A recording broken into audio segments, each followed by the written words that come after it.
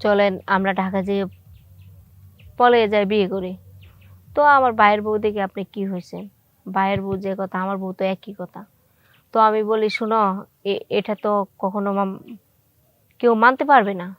তো তুমি বলো তোমার ভাইয়ের কথা যে কথা, তোমার বউ একই কথা, তো মানুষের যদি একই কথা হতো তাহলে তো বিয়ে তো একটাই করতো, তাহলে দুটা কেন করতো?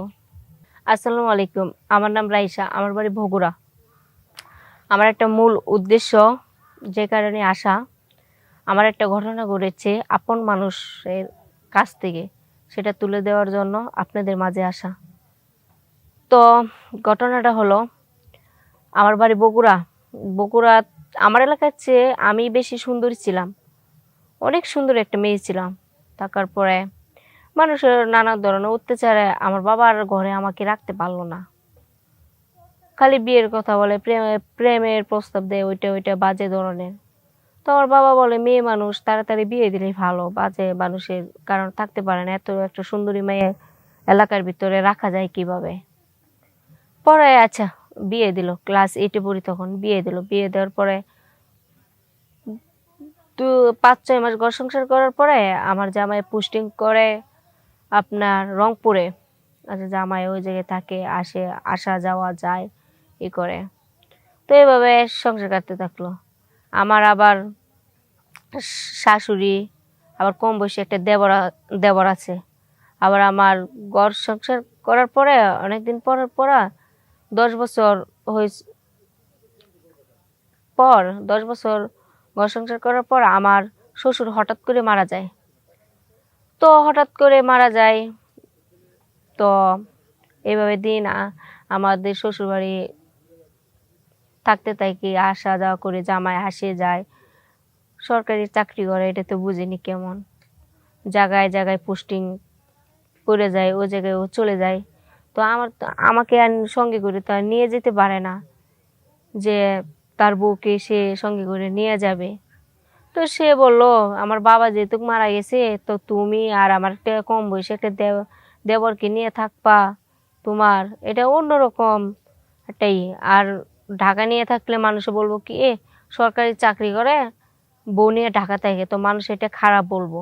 তো বাড়িতে থাকো অনেক ভালো বলবো, বলবো না ইমুকের বউটা না, ওর বউটা অনেক ভালোই আছে, শ্বশুর মারা যাওয়ার পরে সব কিছুতেই ভালো আছে, সে তার শ্বশুর শ্বশুর শাশুড়ির সাথে ঘর সংসার করতেছে, সংসার চালিয়ে নিতেছে ভালো। আচ্ছা আমার জামাই আসা যাওয়া করে গেল, যাওয়ার পর আস্তে আস্তে দিনকাল চলে যাওয়ার পর আমার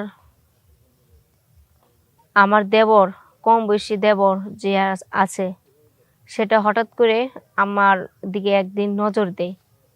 নজর দিলে আমি আর বুঝতে পারলাম না, এভাবে নজর দিতেই থাকে। পরে হঠাৎ করে সে আমার শারীরিক অবস্থায় শরীরের দিকে নজর দেয়।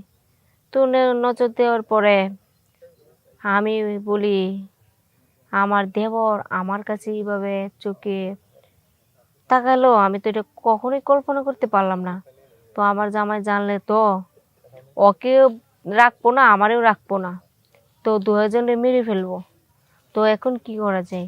আমার আমি আর ঘটনাটা কারো কাছে বলি না, মানে নিজের মনে চাপা দেয় ই করে রাখি। তো রাখার পরে আমার জামাই আসে, আয়সা বলে তুমি এরকম মন মরা থাকো কেন, চিন্তায় পেরেশানে সবসময় পেরাই থাকো।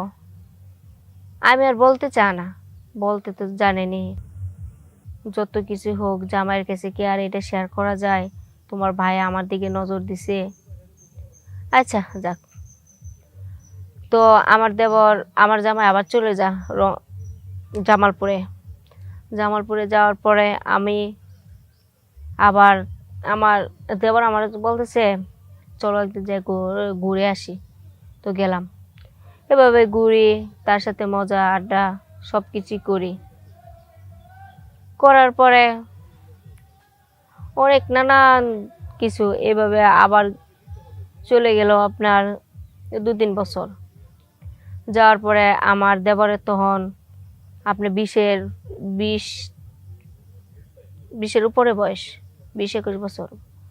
তখন আমার দেবর তো আর পাগল হয়ে গেছে আমার দিকে আমার বলে, তুমি এত সুন্দরী, তোমার মতন বউ পেলে তো আমার কোনো কথাই নেই। তো সে তো আর বলতে পারে না আমার ভাইয়ের বউ এখন তার আবার বউ হয় কোথায় থেকে। আচ্ছা, এইভাবে এইভাবে চাই। যাওয়ার পরে সে আমার সাথে মানে আন্ডারস্ট্যান্ডিং একটা অন্যরকম একটা সম্পর্ক হয়ে যায়। সম্পর্ক হওয়ার পরে এবার ঘটনা চলে অনেক দিন পরে। আমি আর কারো কাছে বলি না। না বলার পরে আমার জামাই আবার আসে। আসার পরে বলে, বুঝতে পারলাম না, তুমি আগে থাকতা অন্যরকম, এখন তুমি অন্যরকম হয়ে গেছো। হয়ে যাওয়ার পরে মানে মন মরা কেন থাকো? আচ্ছা, গেল। তো যাওয়ার পরে আমার শাশুড়িও একটু বয়স্কর মতন হয়েছে। সে আমার শাশুড়ি তো আর বুঝতে পারলো না। তো একদিন রাতে সে আসলো অনেক রাতে, আয়সারা জানালায় টোকা দিল। তো আমি জানালা খুলে দিলাম। এভাবে কথা অনেক কিছু বললাম। বলার পরে সে আমাকে বলে, চলেন আমরা ঢাকা যেয়ে পলে যাই, বিয়ে করি। তো আমার ভাইয়ের বউ দেখে আপনি কি হয়েছে, ভাইয়ের বউ যে কথা আমার বউ তো একই কথা। তো আমি বলি, শুনো, এটা তো কখনো কেউ মানতে পারবে না।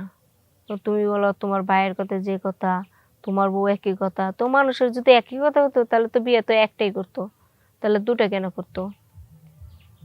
ক দেখো, তোমাকে ছাড়া আমি বাঁচতে পারবো না। তোমার প্রতি আমি ক্রাশ খেয়ে গেছি। এতটা যে ক্রাশ খাইছি সেটা আমি কাউকে আমি বলতে পারবো না। আর তুমি যদি আমার না হও আমি মারা যাব। তো দেখেন আমি এখন কতটাই প্যারায় আছি, এই দিকে বলতে পারছি না, ওই দিকে বলতে পারছি না। যদি আমার জামাইয়ের কাছে যদি এইদিকে বলি তো আমাকেই রাখবেন, আমার সংসারটা নষ্ট হয়ে যাবে। বলবে, হ্যাঁ আমি দূরে থাকি, তুই আমার ভাইয়ের সাথে পরকিয়া করস, এটা ওইটা, মানে বিভিন্ন ধরনের কথা বললো। আচ্ছা, বলবে যেহেতু বলি না। তো এভাবে যাই। যাওয়ার পরে তার সাথে ঘুরতে যাই বলি। তো বলে আমাকে বিয়ে করে ফেলো, বিয়ে করে ঘর সংসার করো, নতুন স্বপ্ন, মানে নতুন নতুন আমাকে স্বপ্ন দেখায় আমার দেবরে। তো আমি ভাবলাম জামাই যেহেতু দূরেই থাকে, তো বলতেও তো কিছু পারি না। তো এখন দেবরও কিছু বলতে পারতেছি না, দেবরও এইদিকে কাছে। তো জামাই বললে তো সংসার নষ্ট হয়ে যাবে। তো আমার দেবর বলতেছে, তুমি যদি আমাকে যদি কোনোদিন মানা করো তো আমি তো মরে যাব। পরে আস্তে আস্তে এইভাবে যাই। যাওয়ার পরে আপনার তার সাথে অন্য সম্পর্ক হয়। সম্পর্ক করার পরে তার সাথে আমার ওর বাচ্চা হয় আমার দেবরের। তো আমার দেবরের বাচ্চা হলে আমার জামাই আসছে বাড়িতে। আসার পরে আমার জামাই এটা মানে না। তো না মানলে আমার জামাইকে বললাম, তো সম্পদ যেটা আছে আমার ছেলের নামে লিখে দাও, নাহলে আমি মামলায় জড়াবো না। না দিলে আমি মামলা করব, আমি আইনের আওতায় যাব। যেহেতু আমার এত অত্যাচারী অনেক কি করছে, অত্যাচার অনেক কিছু। তো আমি এখন আমি আইনের আওতায় গেলে এটা সব কিছু ভালো হবে, সব কিছু ই করবে। পরে আমার বলতেছে, না ঠিক আছে, তুমি আমার যেহেতু আমার ভাইয়ের যে ছেলে কথা, আমার ঘরে তো একই কথা। তো আচ্ছা, সম্পদ দিয়ে দিল। সম্পদ দিয়ে দিলে সম্পদও শেষ করলাম, সংসারও শেষ করলাম, আমার জীবনটা ওইভাবে শেষ করে ফেললাম। তো আপনারা আমার মতন জেনে শুনেও কখনো আপনারা ভুল করবেন না। ভুল জিনিসটা মানুষের জীবনটা শেষ করে দেয়। ধ্বংসের মূল হচ্ছে একই ভুল। তো যাই করেন না করেন ভেবে আগে চিন্তা করে তারপর আপনারা এইসবে পরকীয়ার মধ্যে জড়াবেন। আশা করি সবাই ভালো থাকবেন।